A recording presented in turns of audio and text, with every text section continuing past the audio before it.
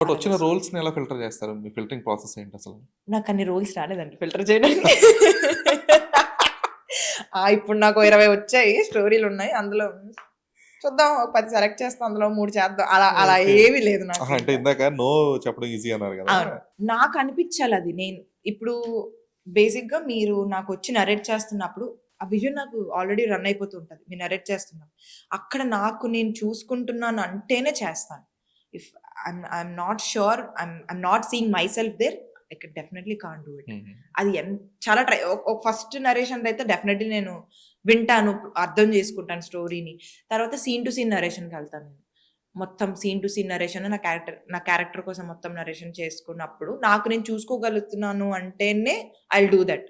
Okay. లేదు అంటే స్ ఇంకా హ్మ్. చేయలేను అని చెప్పేస్తాను నేను. బట్ ఒక క్యారెక్టర్ యాక్సెప్ట్ చేయడంలో గాని, హ్మ్. లేదంటే ఒక సినిమా యాక్సెప్ట్ చేసే విషయంలో కానీ, మీ ప్రయారిటీస్ ఏంటి? మీ లిమిటేషన్స్ ఏంటి? మూవీకి ఆ స్టోరీకి నేను ఎంత యూజ్‌ఫుల్‌గా ఉన్నా, ఎంత ఇంపాక్ట్ చేస్తున్నాను. అది 5 మినిట్సా, 10 మినిట్స్ రోలా కాదు. నా రోల్ ఎంత ఇంపాక్ట్ అవుతుంది ఆ స్టోరీలో. నేను లీడ్ అవ్వాల్సిన పని లేదు. బట్ నేను కీ మాత్రం డెఫినైట్‌లీ అవ్వాలక్కడ. నాతోని స్టోరీ ఓపెన్ అవ్వాలి. ఆర్ నాతోని స్టోరీ లాక్ అవ్వాలి. Whatever it may be. నాకు ఇంపాక్ట్ ఉందా? ఓకే. అది చూస్తా. పెర్ఫార్మన్స్ చూస్తా. ఎంతవరకు నేను పెర్ఫార్మ్ చేయగలను నేను అది. ఆహ్, నాకు ఆ పెర్ఫార్మన్స్ స్కోప్ ఉందా? డైలాగ్స్ ఉన్నాయా? లేవా? పక్కన పెడితే వితౌట్ డైలాగ్ కూడా నేను పెర్ఫార్మ్ చేయగలను. బట్ అది మీరు చూపించగలరా?